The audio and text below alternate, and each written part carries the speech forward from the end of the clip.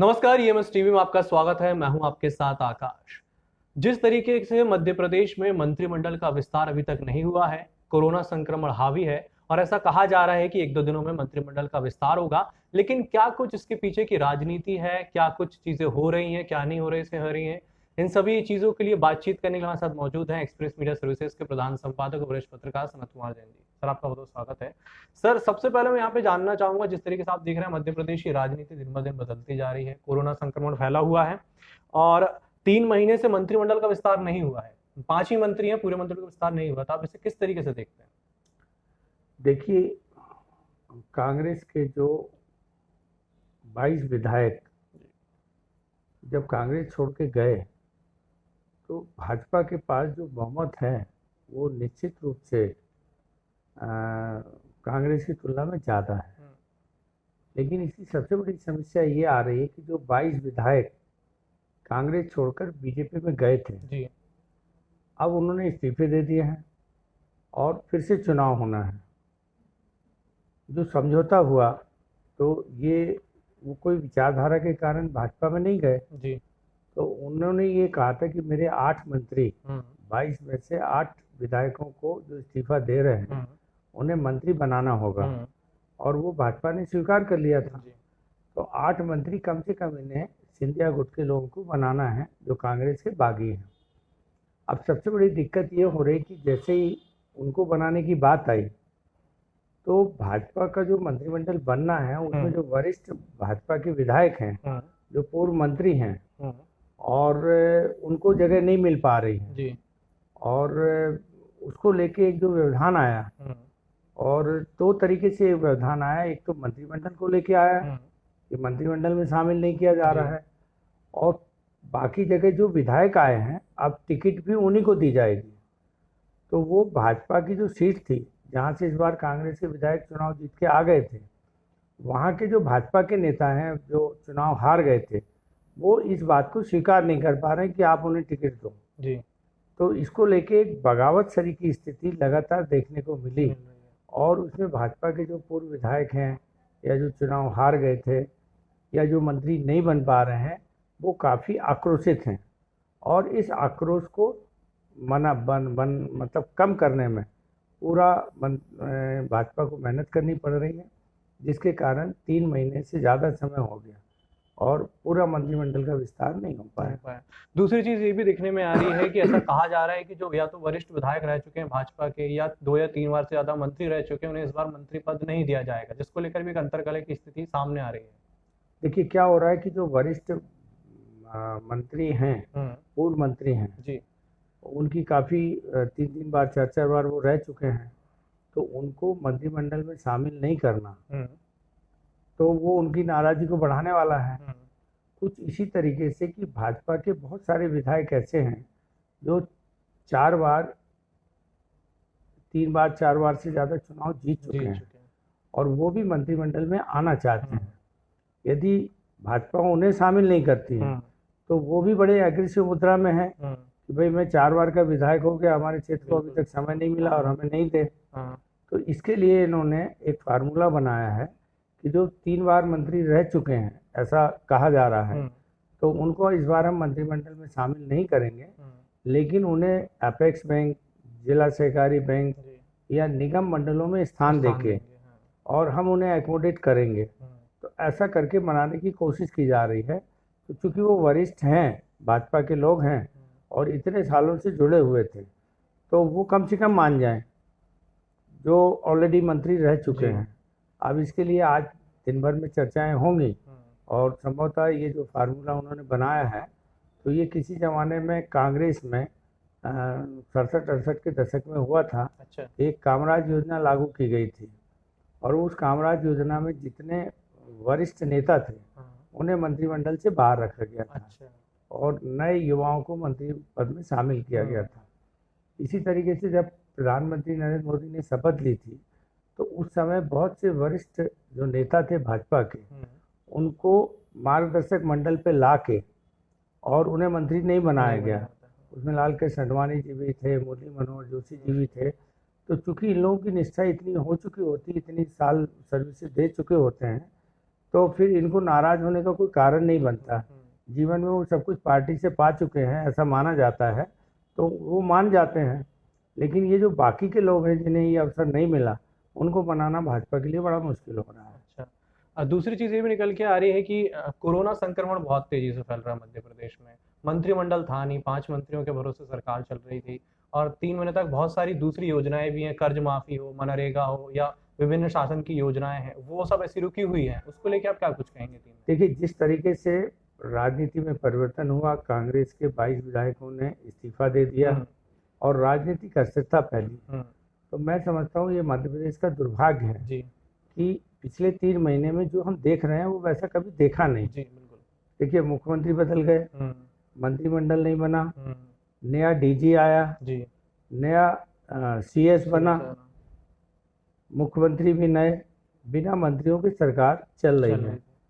अभी भी जो अस्थिरता का वातावरण बना हुआ है, उससे बल्लभ भवन में अधिकारी काम ही नहीं कर रहे हैं। अच्छा, तो 3 महीने में निर्णय लेने की क्षमता ना तो अधिकारियों की बन के सामने आ पा रही है, और ना मुख्यमंत्री जी और जो 5 मंत्री हैं वो भी कोई खुल के निर्णय नहीं ले पा रहे हैं। तो ऐसे कठिन समय में जब राजनीतिक दृष्टि से मंत्रिमंडल बहुत परिपक्व होना चाहिए था, और उसी समय पर हम सबसे कमजोर हैं। इसको कहावत के रूप में कहते हैं, दोबरे और दो अषाढ़। तो एक तो परेशानियां बार बार आ रही हैं, कोरोना संकट आ गया, फिर ये समर्थन मूल्य पे गेहूं की खरीदी थी, उसी बीच बारिश आ गई, उसी बीच और भी तरह तरह के गेहूं मतलब सड़ गया खुले खेतों में। तो तरह तरह की जो परेशानियां आ रही हैं, वो उस समय पर राजनीतिक नेतृत्व हमारा कमज़ोर है, प्रशासनिक नेतृत्व कमज़ोर है, तो ये प्रदेश के लिए एक अच्छी स्थिति नहीं है। दूसरी तरफ ये भी देखा जा रहा है कि जो कांग्रेस के बागी विधायक थे, उनमें से ऐसा कहा जा रहा है 9-10 लोग मंत्री बनेंगे, हालांकि विधायक नहीं है।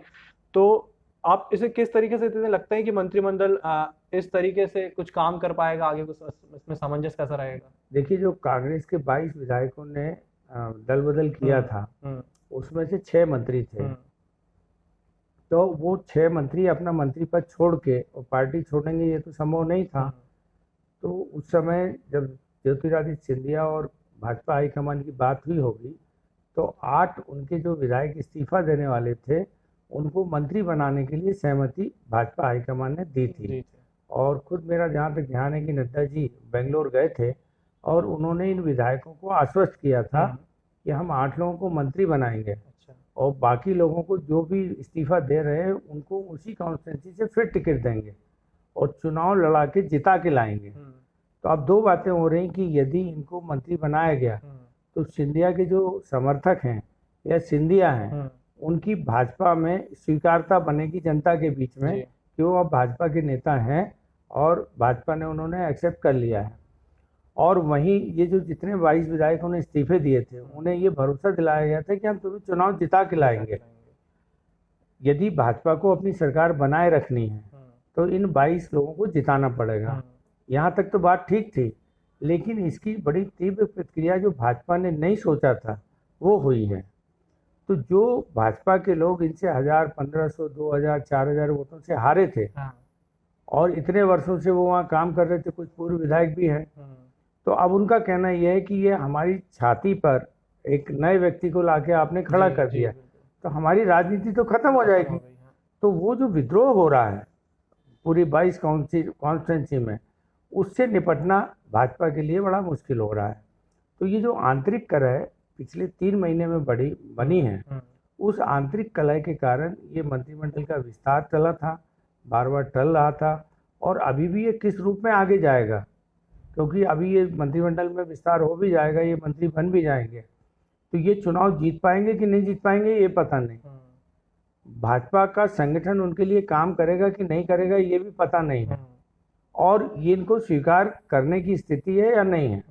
तो 6 महीने बाद, मतलब नवंबर में, अक्टूबर में जब भी चुनाव होंगे, तो उसके बाद फिर से मध्य प्रदेश में एक बार राजनीतिक अस्थिरता का दौर होगा, और उससे एक बार फिर गुजरना पड़ेगा। ऐसा भी कहा जा रहा है कि जैसे कांग्रेस के कुछ जो बागी विधायक तो मंत्री बने, अभी उन्हें विधायक बनना है, 6 महीने बाद चुनाव होगा, उन्हें जीतना होगा, तो ऐसा कहा जा सकता है कि मंत्री बनाना इसलिए जरूरी है कि विधायक का चुनाव जीते, उसके उन्हें जीत नहीं पाएंगे। देखिए, ये माना जाता है कि हम मंत्री पद पे रहेंगे तो शायद हम चुनाव जीत जाएंगे, लेकिन जो क्षेत्र के लोगों की आकांक्षाएं बनती हैं कि अब आप मंत्री हो तो हमारे सब काम कर सकते हो, तो पूर्व अनुभव तो ये बताते हैं कि चुनाव के पहले जो लोग मंत्री बने हैं वो चुनाव हारे हैं। अच्छा, हारे हैं। क्योंकि वो 4 महीने 6 महीने 3 महीने में अपने मतदाताओं की आकांक्षाओं के अनुरूप काम नहीं कर पाते हैं और मतदाताओं की अपेक्षा उनके साथ बहुत बढ़ जाती है। तो ये जब मंत्री बनेंगे तो इनके लिए अपने मतदाताओं की आकांक्षाओं को पूरा करना बड़ा मुश्किल होगा और इनका जीतना भी मुश्किल होगा। लेकिन ये है कि मंत्री बन जाएंगे, हमारे पास संसाधन होंगे और क्षेत्र की जनता शायद हमें मंत्री बनाने के लिए दोबारा वोट कर देगी, ऐसा माना जाता है। लेकिन जहाँ तक मुझे पिछले 30 सालों में मैंने देखा है कि जो भी चुनाव के पहले ऐसे इस तरीके से मंत्री बनाए जाते हैं उनमें से अधिकांश हार जाते हैं। अच्छा। क्योंकि वो अपने मतदाताओं की इच्छाओं के अनुरूप नहीं उतर पाते हैं। दूसरी चीज ये भी देखी जाती है कि जैसे उसी कॉन्स्टिट्यूंसी से वो कांग्रेस की टिकट से जीते थे, अब उसी कॉन्स्टिट्यूंसी में उनको भाजपा की टिकट मिलेगी, तो क्या जनता ऐसा कुछ सोचती है कि ये पहले कांग्रेस में था भाजपा में चला गया, पार्टी का ऐसा कुछ? देखिए 2003 के पहले तक केंद्र और राज्य सरकारों में मतदाताओं में एक असंतोष उभरता था। जो भी सरकार बनाता था तो वो बड़े बड़े आश्वासन देके जाता था, लेकिन जब वो 5 साल में पूरे नहीं होते थे तो वो सरकार बदल जाती थी। तो कई दशकों तक यहाँ ऐसा हुआ कि एक बार भाजपा आ गई, दूसरी बार कांग्रेस आ गई। तो 1993 से 2003 के बीच में जन रोष का वातावरण होता था चुनाव में और हर सरकार बदल जाती थी। लेकिन 2004 के बाद से लेकर 2014 तक ये भारत में आर्थिक बड़ी तेजी के साथ विकास हुआ। उसका असर ये हुआ कि सारे केंद्र सरकार और राज्य सरकारों के बजट बड़ी तेजी के साथ बढ़े। तो लोगों ने जो पिछले 15-20 सालों में मतलब 2004 के पहले नहीं देखा था वो 2004 के बाद बड़ी तेजी के साथ विकास देखे। तो 2004 से लेकर 2014 के बीच में केवल राजस्थान सरकार को छोड़ दें तो बाकी सारी सरकारें रिपीट हुई हैं। लेकिन अब 2014 के बाद और खासतौर से 2020 में अब जिस तरीके की आर्थिक संकट से राज्य सरकारें गुजर रही हैं और मतदाताओं का एक उनके खिलाफ रोष बढ़ता चला जा रहा है, तो अब ये कहना बड़ा मुश्किल होगा कि ये चुनाव किस तरीके से ये चुनाव जीत के आ पाएंगे कि नहीं आ पाएंगे, क्योंकि जनता का गुस्सा 2018 का जो विधानसभा चुनाव हुआ था वो कहीं ना कहीं सत्ता के खिलाफ था। तो अब उस समय कांग्रेस भारी बहुमत लेके आ गई, बहुत सारी सीटें बढ़ी कांग्रेस की, सरकार बना ली। लेकिन अब ये गुस्सा तो और बढ़ ही रहा है, कम नहीं हो रहा है। तो आगे क्या होगा कहना बड़ा मुश्किल है कि ये लोग चुनाव जीते जाएंगे। ये तो आने वाला वक्त बताएगा उपचुनाव के 6 महीने बाद। लेकिन ये कैसे, इसमें सामंजस्य कैसे बिठाएगी पार्टी बागी नेताओं और अपने नेताओं के बीच, क्योंकि कुछ ऐसे खंड भी है जहाँ पे अच्छे वरिष्ठ विधायक उनकी जगह इनको टिकट दी जाएगी। देखिए जहाँ तक मुझे पता है कि जैसे जयवान सिंह पवैया साहब हैं वो भले विद्रोह नहीं करें लेकिन काम भी नहीं करेंगे। ऐसे ही दीपक जोशी साहब का नाम आया, वो पहले मंत्री भी रह चुके हैं। अब उनके विधानसभा क्षेत्र से जिसको टिकट मिल रही है उसके लिए उन्हें काम करने के लिए बोला जा रहा है, तो वो काम करने के लिए तैयार नहीं हो रहे हैं, वो अलग से लड़ने की बात कर रहे हैं। तो ऐसी स्थितियां अंतोगत्वा सभी विधानसभा क्षेत्रों में देखने को मिल रही हैं। दूसरा जो सामान्य कार्यकर्ता है वो भी जिनके खिलाफ हमेशा लड़ता रहा है उनके साथ में मिलकर कैसे काम करेगा ये उसकी मनोस्थिति नहीं बन पा रही है।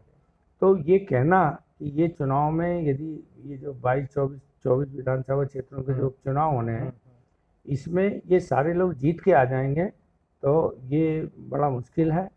और अभी तक जो सर्वे की रिपोर्ट्स आ रही हैं तो उसमें इन लोगों के खिलाफ भाजपा के लोग भी काम कर रहे हैं और इनके खुद के जो मतदाता है कांग्रेस के वो भी इनके पार्टी छोड़ने से नाराज हैं।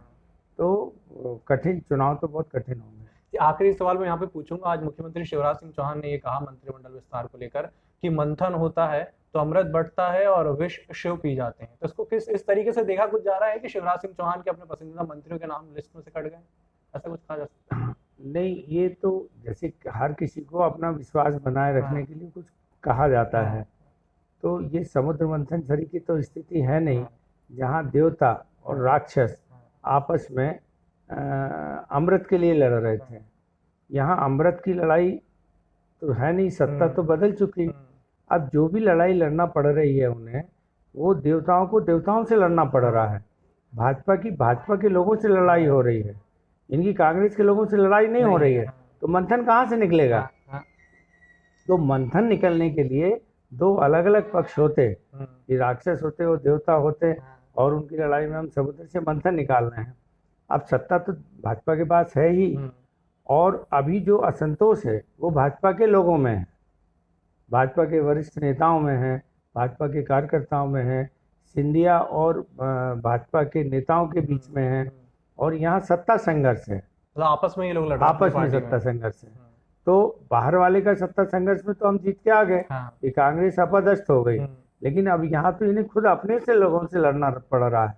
तो ऐसे में मंथन नहीं निकलेगा, मंथन के स्थान पे नुकसान ही होगा, क्योंकि जो भी होगा वो कहीं ना कहीं किसी पक्ष को नुकसान पहुंचाएगा।